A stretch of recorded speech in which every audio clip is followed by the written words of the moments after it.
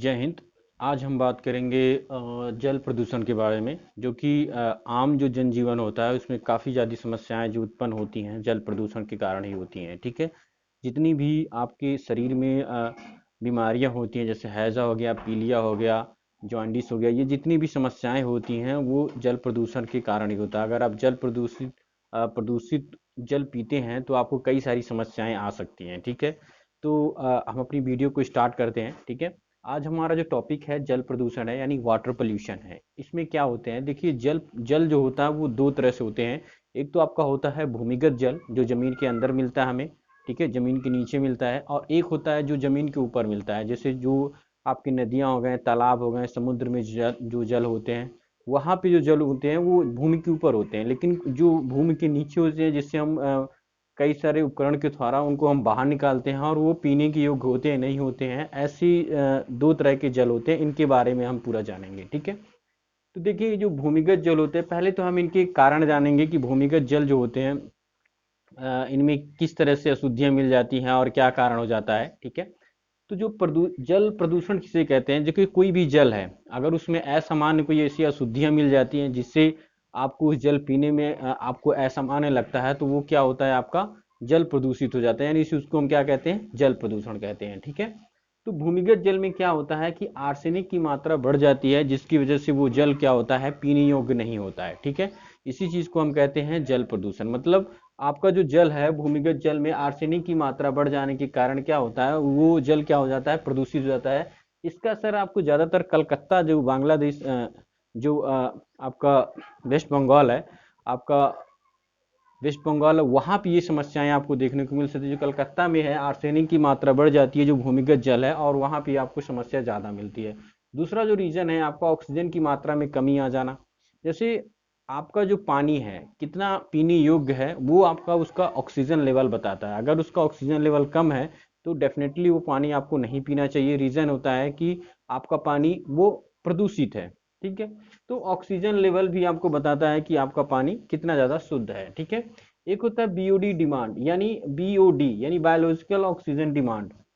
ये भी आपको दर्शाता है कि ऑक्सीजन की डिमांड किस तरह से पानी के लेवल को अच्छा कर देती है। जैसे आप आरओ वगैरह लगाते हैं तो टीडीएस लेवल उसका बढ़ जाता है या उसको कम कर देते हैं। तो कई सारे उपकरण के द्वारा आप उसको फिल्टर करके पानी अपना यूज में कर सकते हैं, और ये रीजंस होते हैं। ठीक है, कि ये आपके जो पानी होते हैं वो प्रदूषित हो जाते हैं। इसके अलावा हम देखेंगे औद्योगिक कचरा। औद्योगिक कचरा जैसे कल कारखानों से निकलते हुए जो कचरे हैं, उसके नाले हैं, सीवर पाइपें हैं, क्या करते हैं हम लोग, पानी का जो स्रोत होता है, नदियाँ तालाब होते हैं, वहाँ पे हम उनका सीधा कनेक्ट कर देते हैं, जिसकी वजह से जितने भी शहर के कचरे होते हैं या गांव के जो कचरे होते हैं वो सीधा नदियों में जाते हैं या तालाबों में जाते हैं। तो क्या होता है, पानी प्रदूषित हो जाता है। और यही रीज़न होता है कि जो है नदियों के किनारे या तालाब के किनारे बहुत सारी गंदगी इकट्ठा हो जाती है। ठीक है। गांव के कचरा, शहर का कचरा, सेम मैंने आपको बताया कि जिससे जो निकलने वाला जो शहर का कचरा होता है, जो सीवर लाइन या गटर के जो भी होते हैं, सीधा कनेक्ट हम कहाँ से कर देते हैं, नदियों से तालाबों से कर देते हैं। जिसकी वजह से क्या होता है कि वो पानी प्रदूषित हो जाता है और उसमें रहने वाले जीव जंतु भी क्या होते हैं, प्रभावित होते हैं। देखेंगे प्रभाव क्या पड़ता है। अभी तो आपने देखा कि क्या रीजन की वजह से जल प्रदूषित होता है, अब इसके क्या क्या प्रभाव पड़ते हैं आम जनजीवन पे। तो देखेंगे बीमारियां जो फैलती हैं वो हैजा, पीलिया रोग जैसी घातक बीमारियां फैलती हैं, जो जानलेवा होती हैं, जो मानव जीवन को काफी ज्यादा प्रभावित करती हैं। जल जल का जो है पशु तथा जैविक विविधता भी काफी प्रभाव पड़ता है। जैसे विविधता का मतलब होता है कि जैसे आप समुद्र में कोई जल, अगर समुद्र का जल अगर प्रदूषित है, तो वहाँ के रहने वाले जीव जंतु की जो प्रजनन क्रियाएं होती हैं वो भी ज़्यादा प्रभावित होती हैं, जिसकी वजह से उनके आने वाली जनरेशन को हम नहीं देख पाते हैं। वो जो जीव होता है वो विलुप्त हो जाता है। तो ये ज़्यादातर जल प्रदूषण के कारण ही होता है। ठीक है। अब आपने ये देख लिया कि क्या क्या प्रभावित करते हैं। स्किन पे भी काफी प्रभाव पड़ता है। अगर आप जल प्रदूषित जल का आप सेवन करते हैं तो आपके बाल झड़ने की समस्या उत्पन्न हो जाती है। तो ये कई सारे रीजंस आपको देखने को मिलते हैं। उपाय क्या होते हैं। देखिए, उपाय मैं आपको बता देता हूँ कि देखिए, नमामि गंगे ये एक सेंट्रल गवर्नमेंट जो ने एक नई योजना स्टार्ट किया है, जिसकी वजह से क्या होता है कि ये नमामि गंगे जो परियोजना है, गंगा जो नदी है हमारी सबसे पवित्र नदी मानी जाती है गंगा नदी को, तो उसको साफ करने की एक योजना चलाई गई। बीओडी में जो है जो बायोलॉजिकल ऑक्सीजन डिमांड है उसमें सुधार करने की कई सारी प्रवृत्तियां गई। पेयजल को शुद्ध करने के लिए हमें क्लोरीन का प्रयोग करना चाहिए। जितने भी आपके क्षार होते हैं वो जो जल आते हैं, ठीक है, शहर के जो सरकार की तरफ से हमें जो पानी पीने के लिए मिलता है उसमें क्लोरीन की मात्रा मिलाई होती है, जिससे क्या होता है, जल शुद्ध होता है। ज़्यादा से ज़्यादा हमें पेड़ लगाना चाहिए। पेड़ लगाने से क्या होता है, भूमि का कटाव कम होगा, नदियाँ उतनी प्रभावित नहीं करेंगी, और क्या होगा कि जिसकी वजह से क्या होगा, जल ज़्यादा प्रदूषित नहीं होगा। ठीक है, तो ज़्यादा से ज़्यादा हमें पेड़ लगाना चाहिए। वर्षा जल का हमें संरक्षण करना चाहिए।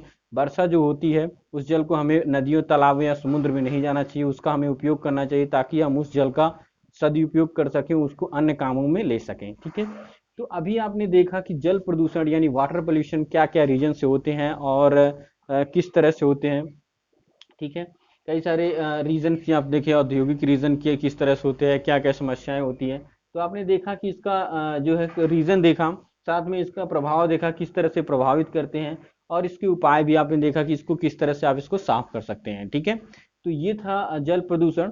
जल प्रदूषण पे बहुत सारी चीजें हैं, लेकिन मैंने आपको शॉर्टकट में ही बहुत ही अच्छा वीडियो आपको बना के दिया है, ताकि आप इस सबको देखें। ठीक है, तो अगर आप हमारे चैनल पे नए हैं तो हमारे चैनल को आप लोग सब्सक्राइब कीजिएगा। अगर आप वीडियो अच्छी लगती है तो वीडियो को आप लोग जरूर लाइक कीजिएगा। और पीएन कोचिंग सेंटर की तरफ से आप सभी को जन्माष्टमी की हार्दिक शुभकामनाएं। ठीक है, और ये आगे वाली वीडियो आप लोग देखते रहिए। ठीक है, अभी के लिए इतना ही। जय हिंद।